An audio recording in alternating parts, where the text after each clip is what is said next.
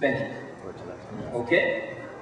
So, once again, I want to drive home consciousness.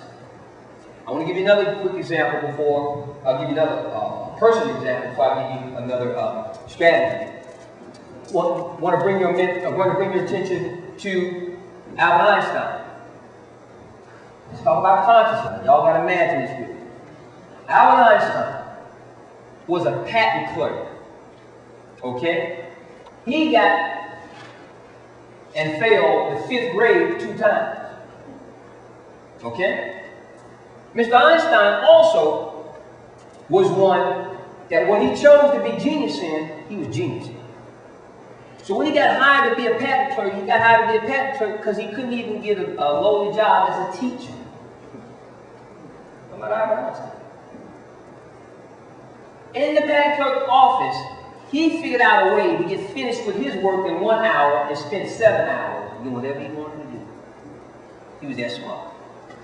So what Mr. Einstein wrote in his biography was, what he used to do, this is deep, talking about consciousness, talking about developing the third eye and looking at something, going through it. He used to sit in his patent office after the first hour, because he finished, and he got the rest of the day, he faked like he worked right.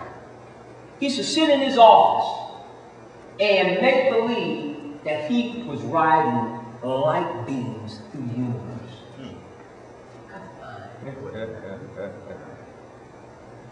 Now let's fast forward. Let's move back from Albert Einstein. Let's fast forward to the 1970s. Young kid is a freshman at Harvard University. He did it just because his dad was there. And he's sitting in his dormitory room, and he decides to go to his friend's home, and they're sitting in the garage. 1970 now.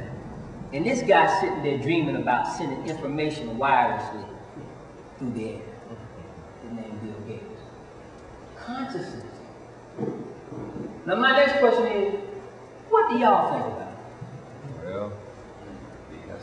What do you allow your mind to think about? Is it the rims you want to put on your car? Or the envy you have for somebody else because they got something that you want? Or is it a focusing of your consciousness with the right spiritual intent?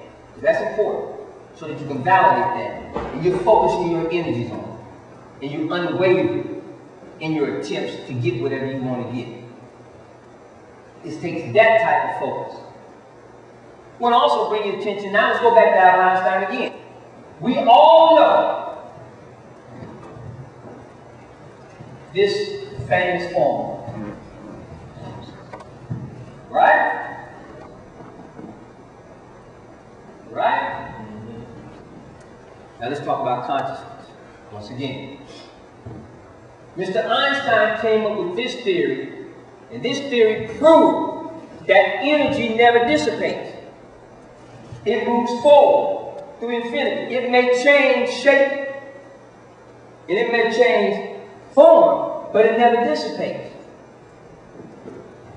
This theory was devised, and he was going to utilize it with the U.S. government. The U.S. government, helped fund some of his research to be able to generate endless electricity. But then guess what happened? The United States got involved in the war. So they called the same man that they had been working with for a benevolent cause, a humanitarian cause, provide energy for forever, bountiful electricity. They contacted the same man and said, look here, if this could provide energy forever through electricity, what if we were to compress that? And instead of letting it go on forever like that, we compress it and release it all at one time on a population. What would it do? That beautiful form was utilized to annihilate Nagasaki and Hiroshima. The positive consciousness wanted electricity, but when the negative consciousness got a positive thing, it developed a bomb. Consciousness. Very important. could be used for something positive, or concurrently could be used for something negative. You be careful what you allow to come into your domain of your consciousness. Very, very important.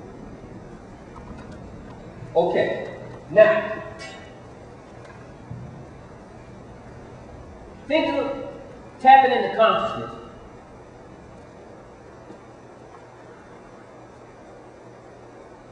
It doesn't matter how much money you have. If your consciousness is not righteous with what you plan on doing with the money, you're going to lose it all. And I advise you to keep on doing what you're doing, because you're going to relapse and fiend like a crackhead. And you can't get that hit of the money again after you get a large sum of money and you lose it. That's what happens with all my serving clients. They make that money, they think it's their money, they forget the righteous intent, and then they turn around and they lose $50, $60 million. Just think what you could do if you had $50 or $60 million. And a lot of you say, well, Doc, how do they lose it? Simple. Just like you lose $50 or $60. They disrespect the $50 or $60 million just like you disrespect your $50 or $60. Okay? You sitting there with a house full, a closet full of shoes, but you see these $75 shoes, you just got to have them. You only wear one pair of shoes at one time, but you gotta have those shoes. So you rationalize in your mind, I'll go ahead and get those shoes. When that money could be used to be working for you 24/7 doing something else, through a strategy or paradigm, investment paradigm. So you go get the shoes. Now, let's say for instance, that is a $500,000 off the market. Same deal. You got 12 cars sitting in the garage, man. Mike Tyson. Okay? But just like you want those $50 or $60 shoes, he want that off the market. Can't drive one car at a time. So he just go ahead and write the check for it. Same deal. Okay? You build a 30,000 square foot home, not caring about it. You got the upkeep on that every year. Then Holyfield had a $100,000 lawn bill, $17,000 electric bill for 1 month. $17,000. Google that in the Atlanta Constitution. Isn't that all? Published last week. That kind of stuff is just crazy. When on your way home every day, you drive by people who are on the exit when you get off of, holding a sign saying, we'll work for food. They're not asking you to just give them something. They want you to give them a task and they'll pay. They just want an honest wage for honest work. You're oblivious to him. You don't even see him. Because you're going to your 30,000 square foot home. See, that's the consciousness. That's the negative consciousness that has invaded our society. You see, I get paid handsomely to make millionaires. That's what I do. Ain't no problem. Okay? But then the problem becomes is once I teach you this, what are you going to do with it? So now let's talk about a strategy now to show you how to make money no matter what the market is doing. No matter whether the stock market is up or down. I'm going to show you right now a way to make money either way. Okay?